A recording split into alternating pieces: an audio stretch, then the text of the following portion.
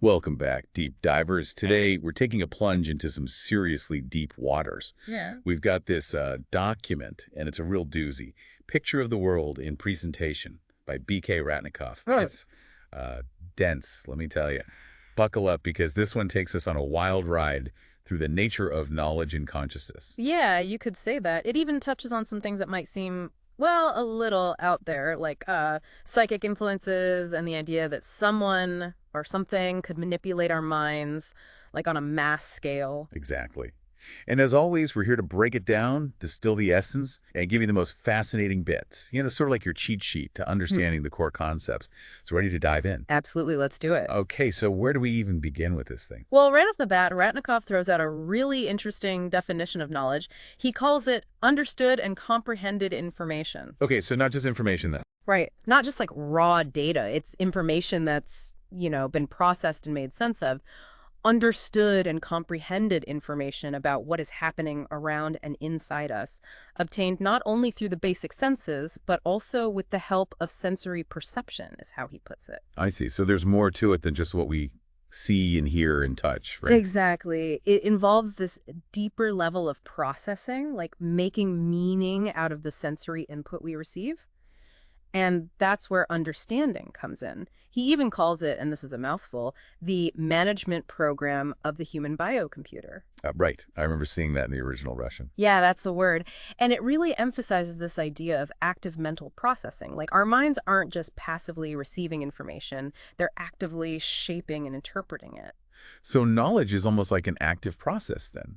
Not just something we have, but something we do. I think that's a great way to put it. And it gets even more interesting when he ties this to self-understanding. Oh. Well, he suggests that truly understanding yourself is connected to seeing yourself as part of a larger whole. Part of something bigger than just ourselves. Right, like nature or even the universe. It's a very interconnected view of existence. I like that. So it's not just about looking inward, but also outward to understand our place in the bigger picture. Precisely. And from there, he goes on to talk about self-development. Not just as a personal goal, but as a fundamental drive to avoid stagnation. And get this, he links self-development to perceiving the world on what he calls a thinner, higher spiritual level beyond just our basic senses. Whoa, that's pretty deep. Almost like we need to develop a new kind of perception, a higher awareness to truly understand ourselves and the world around us. Exactly. It's like there's this whole other level of reality we can tap into, but it requires a different kind of perception. That's really fascinating. Now, later on, he brings up the importance of information in a really cosmic sense, doesn't he? He does. There's this really powerful quote he attributes to Cosmos. It goes, "What is primary, spirit or matter?" Humanity asked. Information answered Cosmos. Wow, that's a real head spinner. Yeah. So basically, everything boils down to information. It seems that way, at least from this perspective. It's like information is the underlying fabric of reality itself, and he seems pretty concerned about the current state of humanity, given this fundamental role of information. What do you mean? Well, he expresses a deep worry about what he calls the moral and spiritual state of humanity. He even suggests that this inner state shapes our political and economic realities. Like, if we're messed up inside, it's going to show up in our societies and systems. Oh, I see. So it's not just about individual happiness. It's about the well-being of humanity as a whole. Absolutely. And he's calling for a real shift in how we understand our role, not just here on Earth, but in the universe as a whole. That's a pretty big ask. It is. But it connects back to his earlier point about self-development, right? Right. We need to evolve our understanding, both of ourselves and of our place in this grand cosmic scheme. Exactly. And he emphasizes the idea of information exchange, not just between people, but between us and our environment, and even potentially the cosmos itself. Okay, that's getting pretty far out there, Yeah. but I'm following you. And then he throws out another curveball. He argues that neither our current scientific understanding nor our traditional religious teachings can fully explain the forces at play in our world. Really? That's a pretty bold statement. It is. But he seems to be suggesting that we need a new way of understanding the world, a more encompassing framework that can account for these unexplained phenomena. So what does he think is holding us back? Well, he's pretty critical of our focus on power and material wealth. He believes these pursuits overshadow what he calls the spiritual essence of human existence. That makes sense. It's like we've lost sight of what's truly important, chasing after things that ultimately don't fulfill us. And he extends this criticism to institutions like religion and politics. How so? He suggests that they can be used as tools for control, for keeping people divided and maintaining the status quo. The classic divide and rule strategy. Exactly. And it's not just about societal control. He also talks about how individuals can be manipulated. He points out that while it's easy to control someone physically, the real command center, the mind, can be manipulated through deception. So the real battleground is within our own minds. It seems that way. And he suggests that the powers that be, those who benefit from the current systems, have a vested interest in keeping things as they are. Change, especially fundamental change, could threaten their power. That's a pretty bleak outlook. It is, but he then takes a step back and looks at the historical context of these ideas about humanity's place in the universe. He points out that people have been wrestling with these big questions for a long time. Yeah, it's not like we just started wondering about our place in the cosmos. Right, but he argues that something has shifted in our current era. He talks about an intensification of our interaction with what he calls an intelligent environment of the universe. Okay, now that's really interesting. So it's not just that we're thinking about these things more, it's that we're somehow more connected to the cosmos than we were before. That's how he presents it. And he believes this increased interaction is leading to some pretty profound changes. Like what? Well, he mentions a reevaluation of our values, a growing sense that other forms of existence might be out there, a longing for spiritual harmony, and even the emergence of heightened abilities like healing and precognition. Oh, that's a lot to take in. It is. It's almost like we're undergoing a collective shift in consciousness. And he highlights a specific period in Russia, the late 1980s and early 1990s, where there was a surge of interest in these ideas about information exchange and human potential. So this was happening in a real-world context during a time of major social and political upheaval. Exactly. Now, he also delves into the potentially darker side of information, psychological influence, and he traces its roots way back to ancient times. Really? How so? He connects it to ancient conspiracies and even mentions a book about Russian spells and incantations. You mean like magic spells? Yeah, those kinds of spells. And he suggests that these weren't just random words, but attempts to understand and maybe even influence unseen forces, perhaps even supernatural forces. So like early forms of psychology or mind control? You could say that. It's like they were trying to tap into the power of the mind using the tools they had available. And he points out that this interest hasn't gone away. It's actually increased in our modern world. Driven in part by mass media, which can both inform us and amplify our fears about these things. Exactly. And it's not just the general public that's paying attention. He mentions a growing interest from the scientific community, particularly after the study of hypnosis became more widespread, and especially from intelligence agencies who are interested in these traditional practices and rituals. That's pretty creepy, like they're trying to weaponize ancient magic or something. Well, it seems like they're at least exploring the potential. And he talks about some really secretive research that was being conducted, covering everything from radio espionage to the study of solar activity, and even investigations into things like UFOs and the snowman. So like real X-Files stuff. It sounds like it. And the goal of this research, according to the author, was to extract classified information by understanding and potentially manipulating human psychology.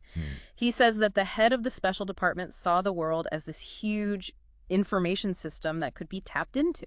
And how are they hoping to actually do that? Well, they were researching things like telepathy, the ability to read minds from a distance, and ways to extract information from people's brains, even through things like their gaze or photographs, especially when they were in an altered state of consciousness. That's straight out of science fiction. It is, but he presents it as something that was actively being investigated. And then he talks about technological means of influence, which feels a bit closer to the technology we have today. He mentions the potential of using things like inaudible ultrasound or very low-frequency sound waves combined with alpha rhythms to induce drowsiness in large groups of people. So like mass mind control through sound. Essentially. And he even calls radio and television potential tools for mass hypnosis, capable of transmitting suggestions and influencing the behavior of entire nations. Okay, that's starting to feel a little too real. Right. And he brings up something called the Tesla effect in relation to low frequencies. It seems to tie into research on ELF communication. ELF, like the extremely low frequency waves. Yes, and he suggests this controversial idea of combining something called tachyon fields, which are still theoretical, with ELF waves to potentially disrupt brain functions. The idea is that this could make people more susceptible to suggestion by weakening their spiritual awareness. Passion feels. That sounds like something out of Star Trek. It does, and he lists some pretty disturbing effects of ELF sound waves on their own, like fainting, vomiting, and disorientation. He says the range of these weapons could be over 2,500 kilometers. And he even talks about specific devices, like low-frequency oscillation generators and directed electromagnetic radiation generators that were reportedly being developed in the US. These were said to be capable of causing a radio sound in a person's head. He even mentions a demonstration that apparently took place in 1998. It's amazing how much of this stuff seems to blend science with almost science fiction concepts. It really is. And there's even mention of a NATO working group that was focused on non-lethal weapons. NATO, like the military alliance. Yes. And he says they were researching things like holographic image generators that could project images in the atmosphere. Imagine the psychological impact of that. That'd be terrifying. But they weren't just theorizing about this stuff. He mentions that the British Army was actually field testing weapons that used ultrasonic frequencies to disperse crowds back in 1995. Okay, so this idea of influencing the human mind through technology has been around for a while. It definitely seems that way. Then he moves into the realm of psychotechnologies and mind control. Psychotechnologies, what are those? He describes them as advanced computer technologies that can diagnose and regulate our mental and physical states by accessing the subconscious mind. It's like a very targeted and precise form of mind control. So how would they actually work? Well, he suggests that words, images, and even specific smells are the main tools in this kind of psychoregulation. It's all about manipulating our sensory experiences. And he points out the effectiveness of using sound, like embedding coded verbal suggestions in music or background noise to influence the subconscious mind. It's like subliminal messaging taken to a whole new level. Exactly. And these aren't just theoretical techniques, he says. They've actually been used in things like treating nervous disorders, heart conditions, and even pain management in cancer patients. So there's a potential for good here, too, not just mind control. Right. There's always two sides to the coin with these kinds of technologies. That's a good point. Now, he also talks about the effects of modulated microwave electromagnetic fields, or EMF, which is a pretty hot topic these days. Yeah, lots of people are concerned about EMF exposure, and he lists a whole range of potential effects these fields could have on our brains. Things like altered perception, difficulty thinking clearly, emotional instability, impaired learning, aggression, depression, and even extreme states like catatonia and catalepsy. Whoa, that's scary. It is, and he mentions potential effects on the peripheral nervous system too, like changes in motor function and seizures. So it's not just our brains that are at risk. Right, and the most extreme potential outcome is even death. Oh my gosh, from EMF exposure. He mentions the possibility of acute heart failure, respiratory arrest, and swelling of the brain. Yeah, it's serious stuff. And he points out that several research institutes in Russia have been studying the effects of EMF on the brain. But he criticizes the lack of funding and coordination compared to the U.S., which he says is spending way more money on this research. So we might not have the full picture yet, but it seems like we should be taking this seriously. Definitely. And even the limited research that has been done suggests that even low-intensity exposure to these fields can have biological effects, disrupting cell functions and brain activity.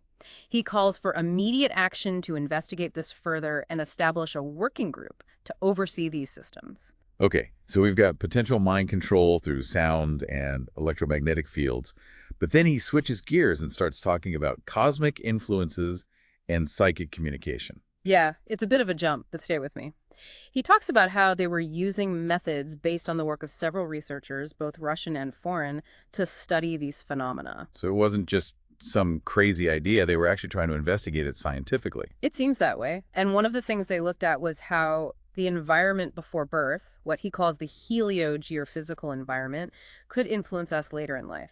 They were specifically interested in how things like solar activity during pregnancy could affect things like psychic abilities. Wait, so the amount of solar flares when you're in the womb could determine how psychic you are? That's what they seem to be suggesting. And they found that people born when Earth was in the same part of the solar ecliptic as it was during their experiments showed the best reception of distant images. That's crazy. And get this, they even found that individuals born under certain zodiac signs, Sagittarius and Capricorn, performed best in their experiments. Okay, now that is just wild. So our birth chart could actually be a map of our psychic potential. It's an interesting idea, for sure. Now, he also touches on using altered states of consciousness to retrieve information. Like going into a trance or something. Yeah, that kind of thing. He brings up the work of John Cunningham Lilly, who was researching sensory deprivation tanks and the use of LSD to access the subconscious mind and retrieve information. Sensory deprivation tanks. Those are those flotation tanks. Right. And LSD, well, that's a whole other story. Let's not go there. Okay, so from cosmic influences and altered states, he then moves into this whole picture of the world concept and introduces something called the matrix of creation. Now, this is where things get really metaphysical. It does get pretty heady. He starts by saying that having a clear understanding of this picture of the world and our role in it is crucial for a stable existence. So, like, we need to know where we fit into the grand scheme of things. Exactly. And he introduces the concept of a highest mind as the creator of everything. The highest mind. Yeah, he describes it as a thinking energy substance or world harmony. It's like this ultimate intelligence that underlies all of creation. Okay, so far so good. But what about this matrix of creation? He says it's the tool of this highest mind, representing energy in its most fundamental state. Like the raw material of the universe. Exactly. And he suggests that our lives and actions become part of this matrix as forms of energy. It's like this cosmic storehouse of everything that has ever been created, all thoughts, ideas, and energy forms. Wow, that's mind-blowing. It is. And he says that humans, like everything else, were created from the energy of this matrix, and that our souls originated from the highest mind. So we're all connected back to this ultimate source. That's the idea. And he believes this connection means we're all interconnected at a subtle level. Like what one person does can actually affect the whole world. That's a powerful thought. It is. And he says that humanity's main purpose is to evolve ourselves in the world around us through our souls, which he sees as individualized expressions of the divine spirit. So we're all on a journey of spiritual growth and evolution. That's how he frames it. And he talks about the soul originating in what he calls the absolute realm, which is the home of the divine spirit.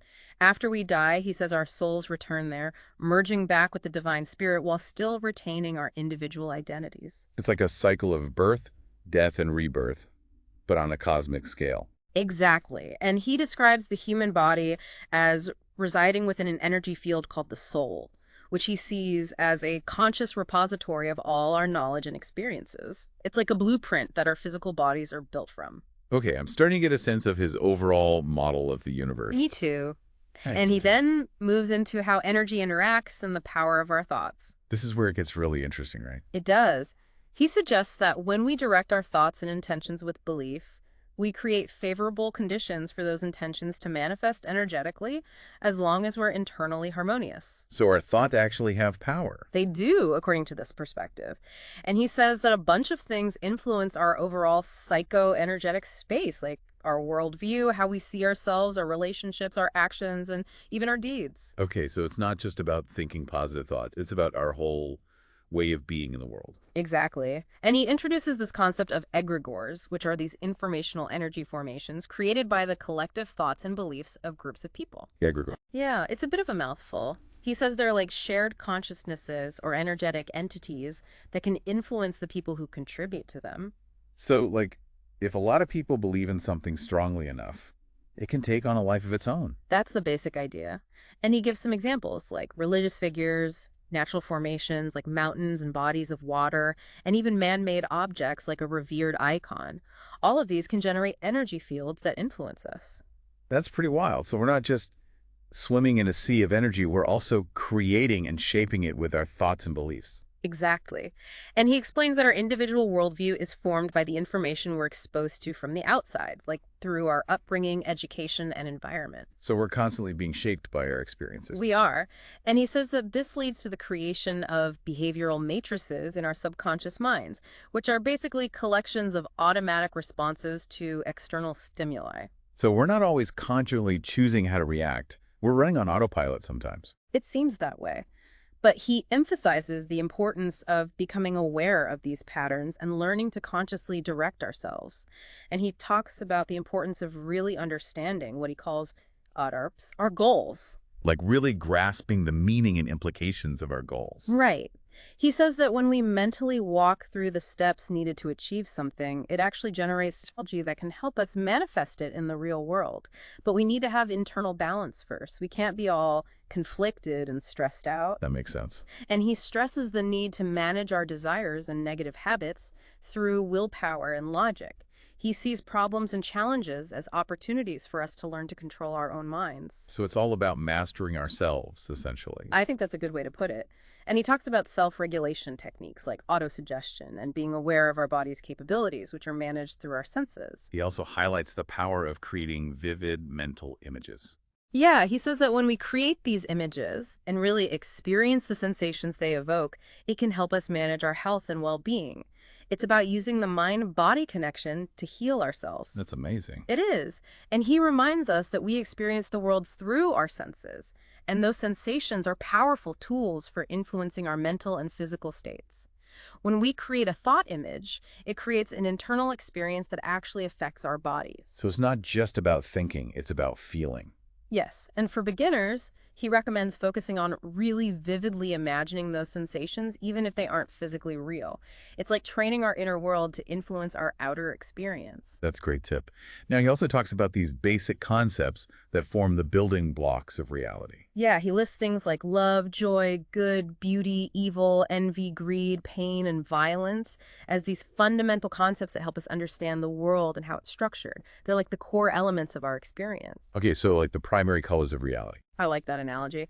And he explains that these concepts get ingrained in us through our interactions with the subtle plane, and they shape our inner world, which we then project outwards. It's like we're creating our own reality based on these core concepts. That's the idea. Yes. And he says that this understanding becomes so deeply ingrained that we don't even notice it anymore. It just feels like the only way things can be. So we're kind of trapped in our own perception. Well, not necessarily trapped, but definitely influenced.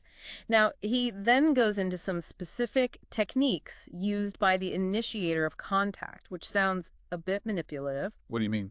He describes a technique called reading the state, where the goal is to get the other person to agree with your statements. It's about establishing a sense of shared understanding, but it could also be used to subtly influence someone. I see. And he talks about using questions that are designed to elicit a positive response, especially when someone is resistant to communication. It's a way of guiding the conversation and potentially lowering their defenses. So like instead of saying, you don't want to talk about this, you say, do you want to talk about this? Exactly. It's a subtle way to get them to agree with you.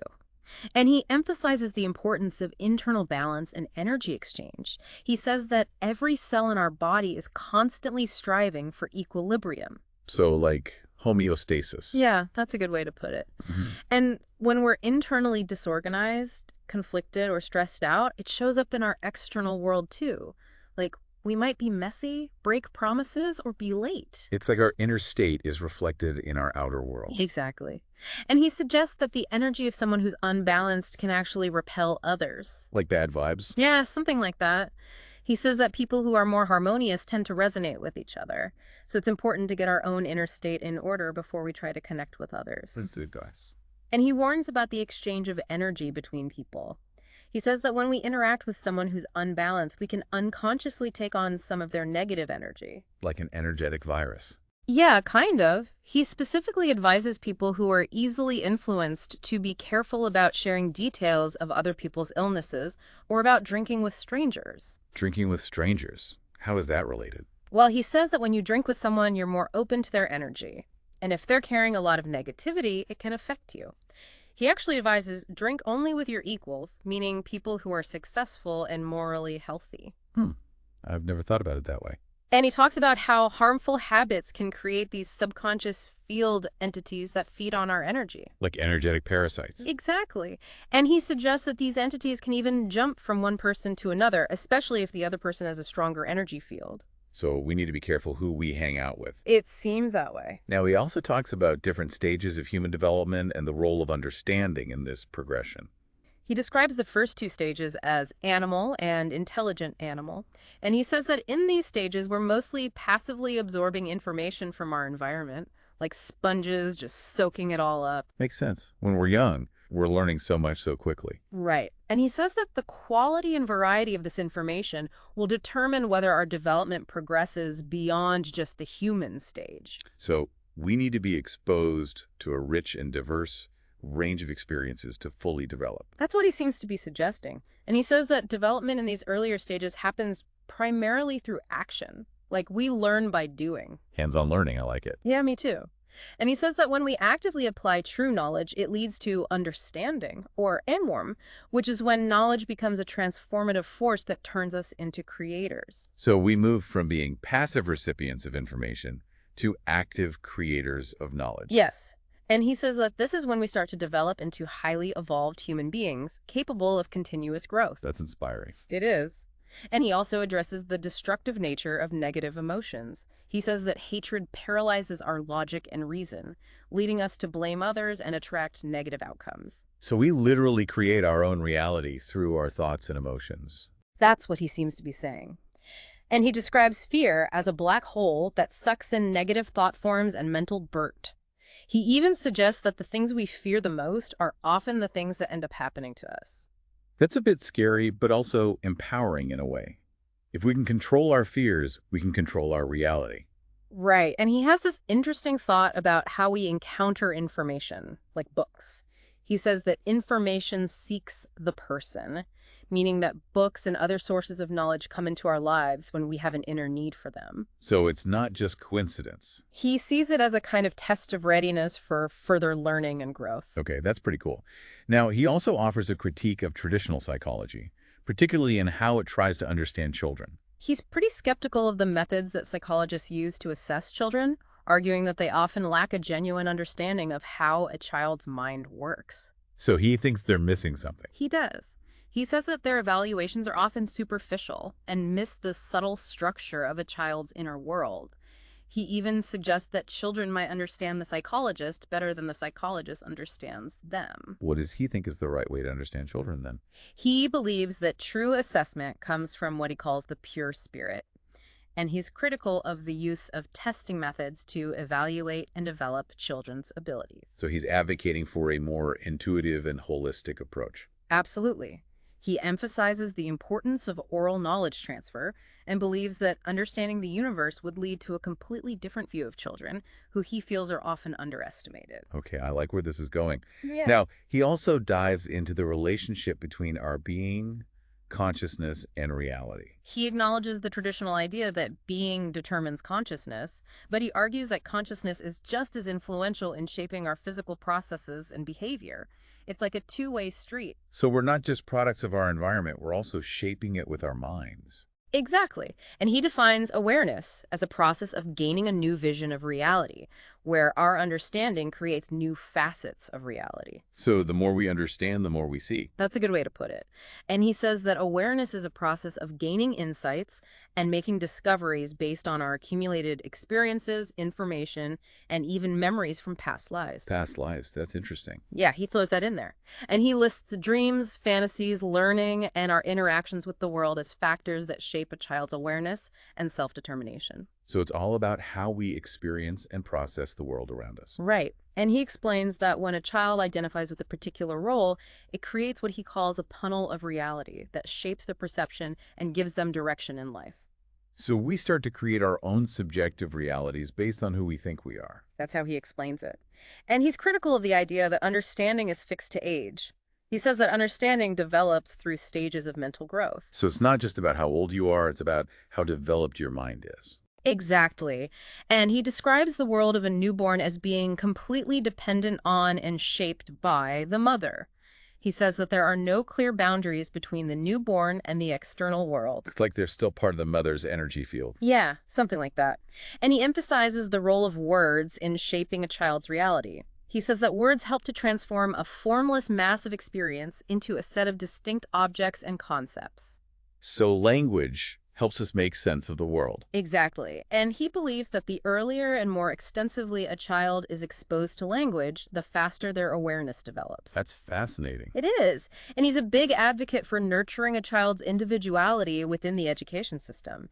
He sees family and school as working together to create creators, not just followers.